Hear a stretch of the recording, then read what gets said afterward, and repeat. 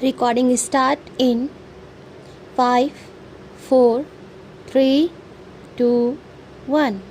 Start. I feel it a great honor to inaugurate this memorable session of the World Forestry Congress.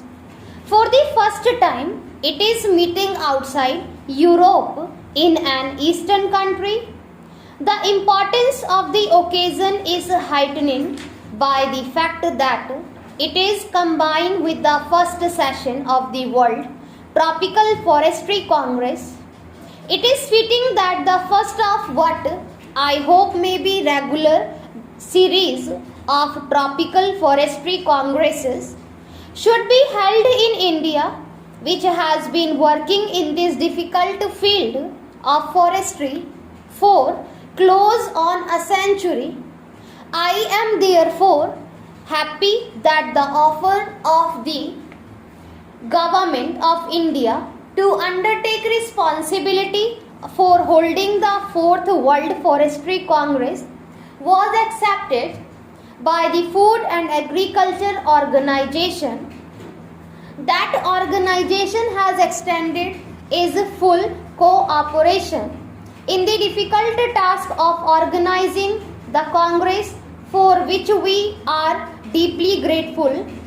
I believe we have here today as a representative gathering of world foresters and technicians connected with wood-based industries has ever assembled in any place before.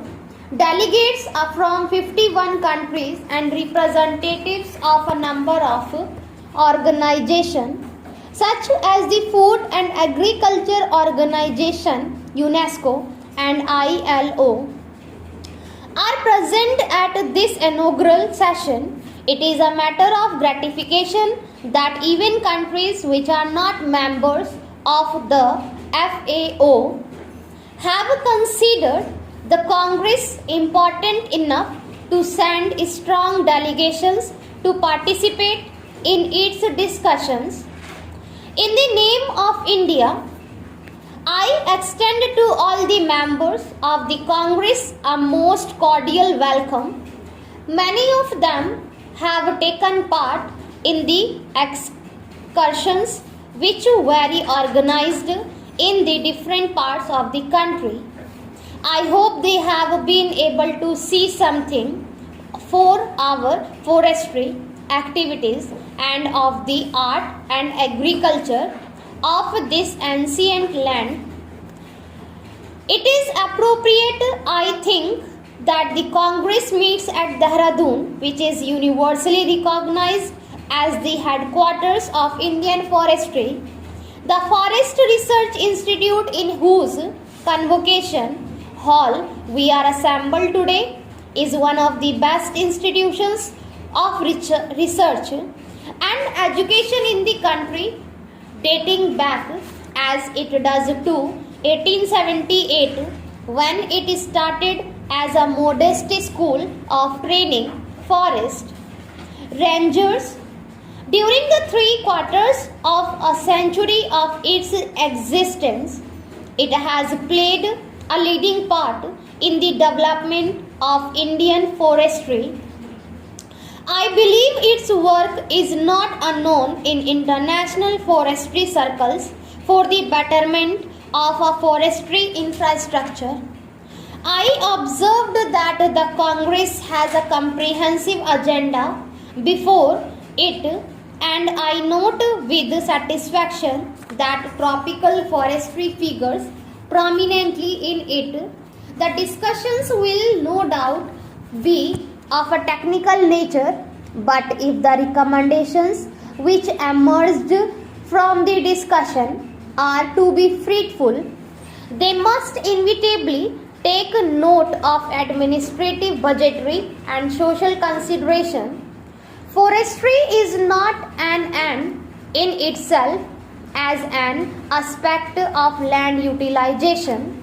Its value and significance are exactly in proportion to the sustained contribution It makes the human welfare tangibly and directly through the produce that come out of the forest and subtly and indirectly by protecting the soil and conditioning the climate, thereby sustaining the physical basis of life.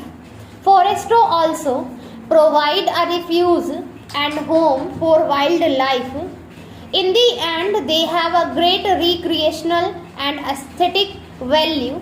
In India, the forests are closely bound up with our religious and spiritual heritage.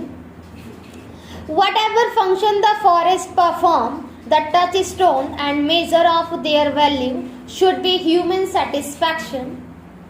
Wood is essential for human life as fuel, as a versatile structure material, and as raw material of many products which are indispensable to modern life. Forests are efficient agents for soil conservation, for flood control, and for stream flow maintenance.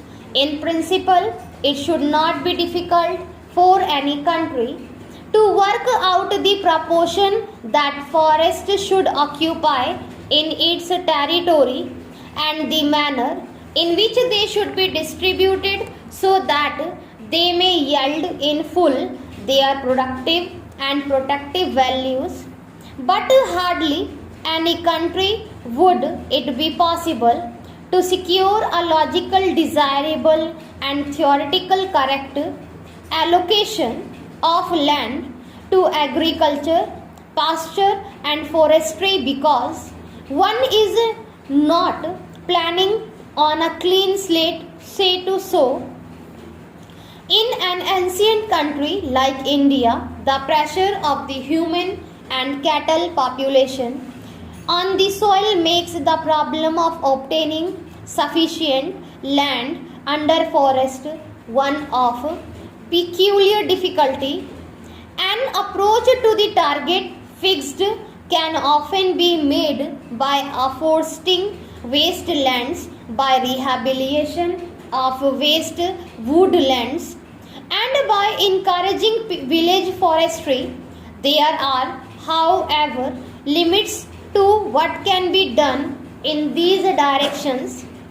Every country has to strike a balance between the competitive claims of agriculture, animal husbandry, and forestry for use of the land and productive purposes, and this balance must, in the last resort, be used on consideration of what is practically possible in a given set of conditions rather than on what may be theoretical desirable in the older countries.